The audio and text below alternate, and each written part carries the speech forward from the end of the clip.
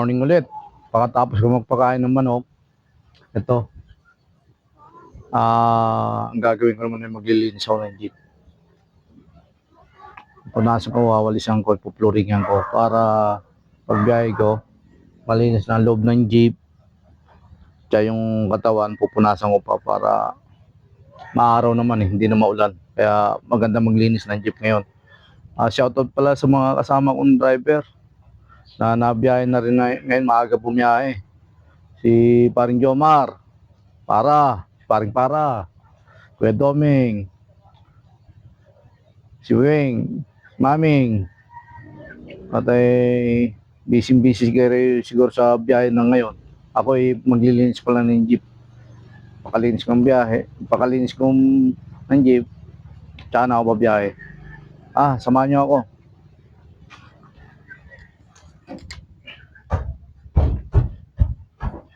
Ito po ang jeep ko na binabiyahe. Sa araw-araw, dapat laging malinis ang jeep. Dapat walisan mo sa umaga. Tapos yung basura itatapon mo na. Para walang kalat sa loob at walang maglagay mo ng pasahero ng basura. Maglagay mo ng pinagkainan, meron ka ng basurahan dito na wala na laman. Ayan. Walisan na natin ang jeep natin. Dahil baka linis naman ito. Ayan. Maligo. Pabiyahe na. Dapat laging malakas ang katawan mo. Nasa kondisyon lagi ng sarili mo at yung katawan. Para maganda ang paghanap buhay mo. No?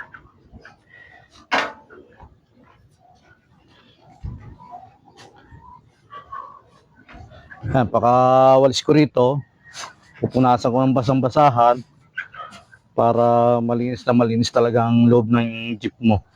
At kukuha lang ako ng basahan. Ito, nakakuha na ako ng basahan. Punasan ko na, magpo-flooring na ako. Yan. Habang nagpo-flooring, dapat nag-iisip ka kung anong ulit yung gagawin mo. Araw-araw, umaga. Kaya mga manok ko, nakapakain na, mga busog na.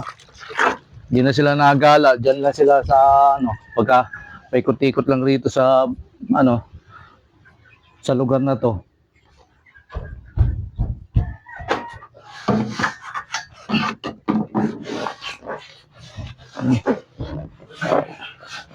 Siyempre bago ka bumiyahe, kailangan magdadasal ka muna.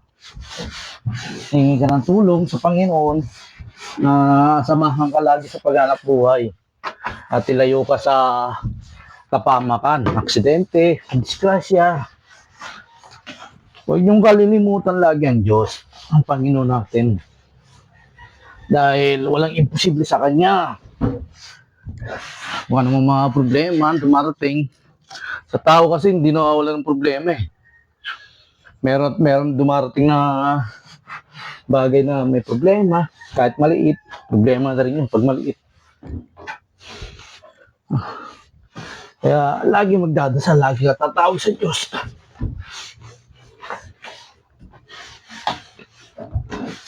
Walang imposible sa Kanya. Huwag kang tamad. Buhay mo sa tamad. Sipag ka. Araw-araw. Sabi nga ng kasama kong si Pater, marami nag-aantay na Bombay. Sa akin, may nag-aantay rin na Bombay sa akin.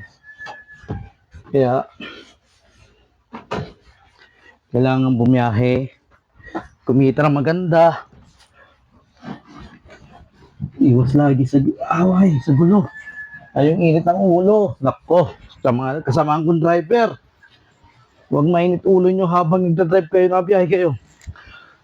Pasensyahan na lang minsan dahil hindi maiwasan niya yung bang nagkakagit-gitan. Hindi maiwasan yan. Kaya nagkakaroon sila ng parang init ng ulo ng bawat ng driver.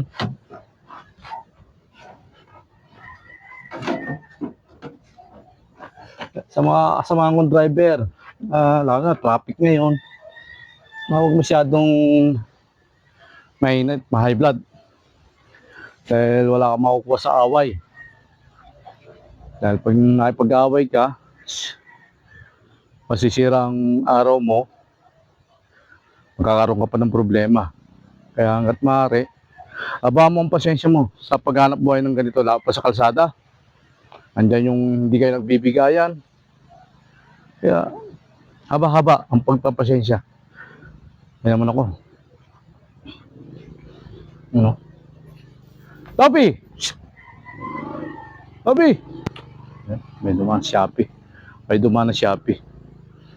Pupunasan ko yung jeep ko.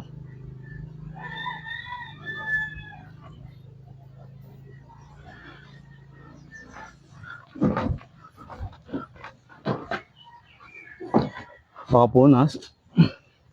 Pahinga, maligo.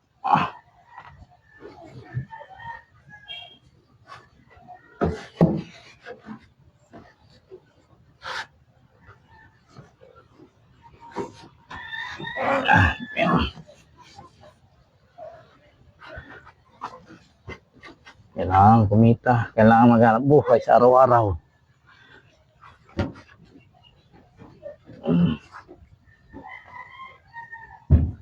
Shoutout pala. Nanay ko, hindi ko pa napupunta nanay ko. Sa Imus, hindi ko nakakapunta ron. Yeah. Maraming salamat sa mga biyaya na galing sa Diyos lagi. Ito, may mga langka rito, nabulok na eh. Alam, hanggang dito lang.